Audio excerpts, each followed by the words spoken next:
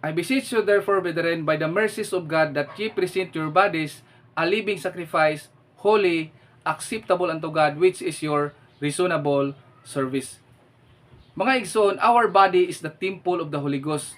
Ang atong lawas is pinuy-anan kini sa balaan nga espiritu.